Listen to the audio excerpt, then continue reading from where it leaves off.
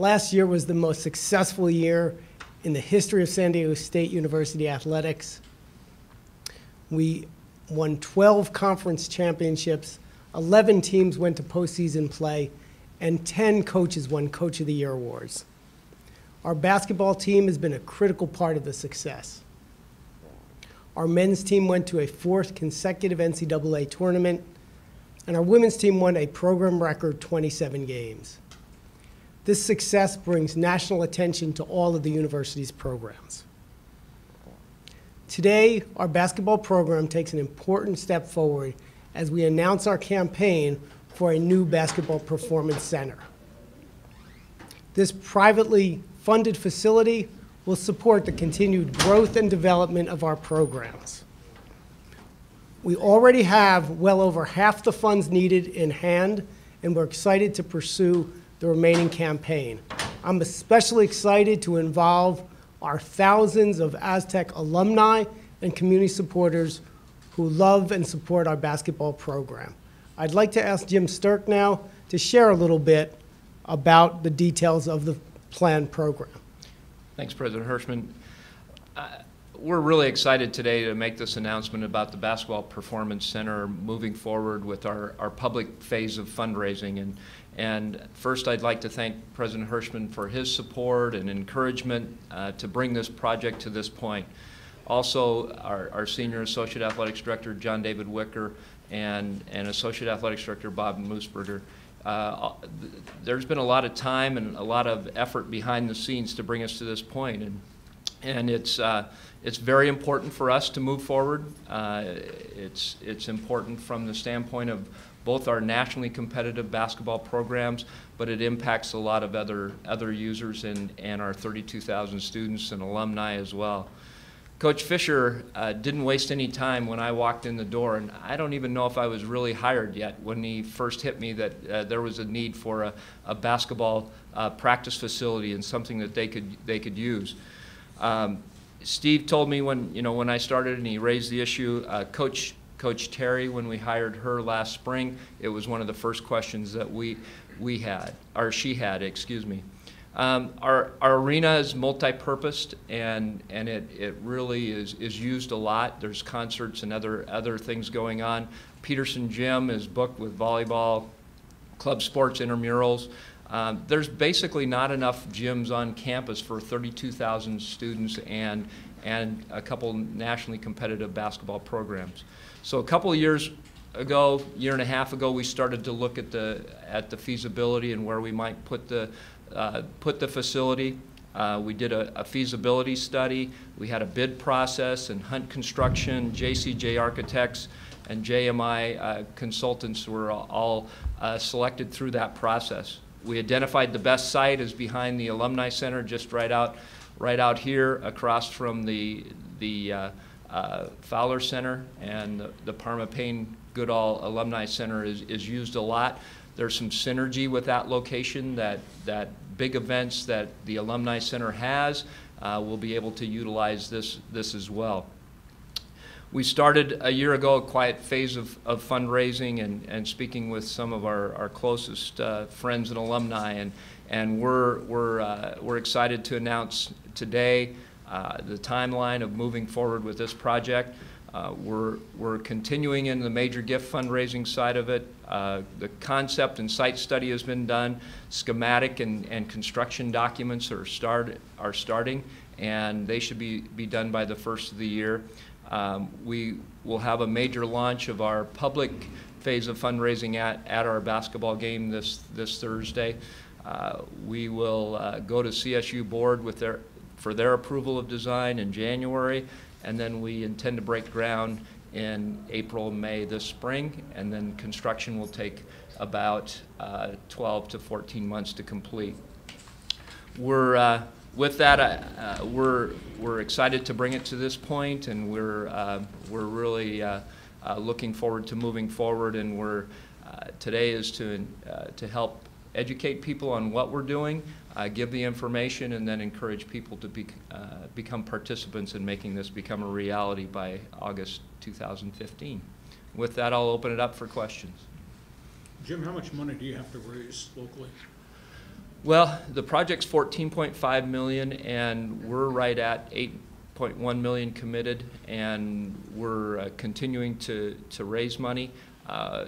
We feel like we can close that gap, and if there's a gap at the end, it looks like we can finance some of it as well. But there'll need to be payments to make those the financing plan work as well. When you have naming rights, how much does naming rights bring in? Naming rights are it's a different process for individuals versus corporations, and really individuals, it just depends on the cost of the project and what is needed to complete it. So it varies. This is probably not a corporate buy because it's not connected to any advertising. It's just there, so it'll probably be a personal naming. And for individual cases, the general rule is at least 25% of the total project cost.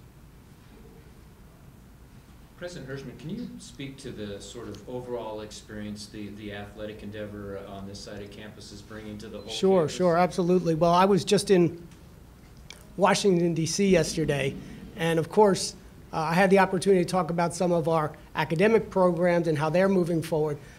But I also noticed that some other university presidents and people in the academic community are aware of our athletic success. So our applications last year, we received over 74,000, and I think a piece of that is, of course, the growing prominence and success of our athletic programs. Hey, Jim, with John Moore's past relationship with San Diego State and JMI being part of this creative aspect, does that help you fast forward this? Is John actively involved? Not actively involved. His company is, and Eric Judson, who heads up JMI, I think it's construction, or they're involved with a number of sports facilities around the country that work with contractors and help design and help through a process. So we felt, it was important to Eric has done a lot, and it allows us then to have somebody that has built facilities like this to be on the team and help us through the process. Tomorrow's sort of an announcement day for the next recruiting class. How does this factor into the recruiting process? Well, you'll have the most important guy coming up later that'll be able to answer that a lot better than me, but it is part of it. I liken it to, part of the checklist of, I'll consider these schools and I won't consider those. If you don't have something like this, you can be on that outside looking in, and so I think it's very important in that. Yeah, and I just add that this is a general theme for the university, is we really want to build on areas of strength, and we've had extraordinary strength in our men's and women's basketball programs, so further investment is really merited. Jim, did you meet with people from other universities that kind of built things like this to get a feel for how it should look, how much space it should take, what it should or should not contain?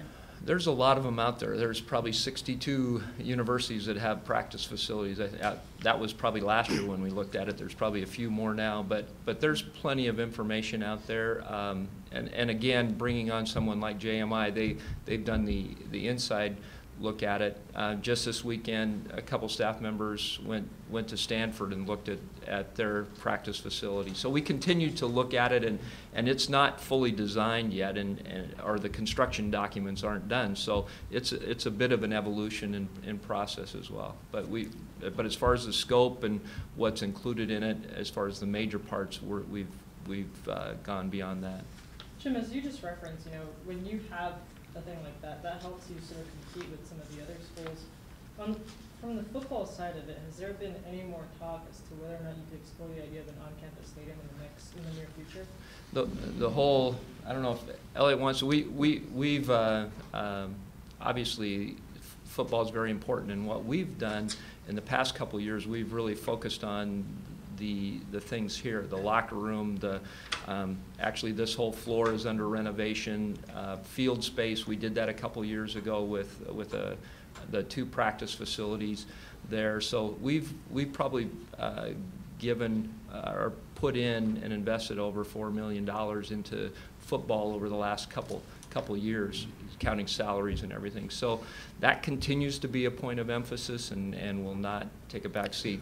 The stadium issue is a bit more complicated because it's, right now we lease from the city, and but that's a possibility in the future, but we're going to continue to monitor that. Yeah, sure. I just would add and echo Jim's point about the importance of investing in our football programs and all of our athletic programs, and emphasize with respect to the issue of a stadium that we're part of a larger environment in San Diego, and so we want to work with partners in whatever is considered for different stadium options as we move forward. So so it's something that you're sort of revisiting, like you're talking to people about? It hasn't stopped, I guess. No, yeah, it's not revisiting. Yeah, It's continuing. Right, Yeah, right. absolutely. We continue to explore the possibilities to be sure that our football team has the most appropriate and best place to play. Jim, is Petco Park a viable option to the emptiness at Qualcomm? No, you cannot, and actually you can ask Eric Judson that question, but it was designed, you cannot fit a football field in there. In terms of the financing, there's no thought of having to go to the students, the ASB, in terms of like what you did with Viejas originally? No. Absolutely not. No student fees or state appropriation will be used in this project. Is the CSU thing a rubber stamp? No, I haven't been no, through it before. it's a process. They'll review the financials. They'll review the scope of the project. But we will work very closely with the Chancellor's Office staff as we go through this process, and we anticipate a positive outcome. Is there a dollar figure that you have to have by certain dates to move forward? I mean, do you have to have it all by May? Do you have to have 80% by February? How does that work? Sure. So we have a variety of scenarios in place, and obviously why we're here today is we feel very good about the project, and we're really excited about taking it into the public phase of a campaign.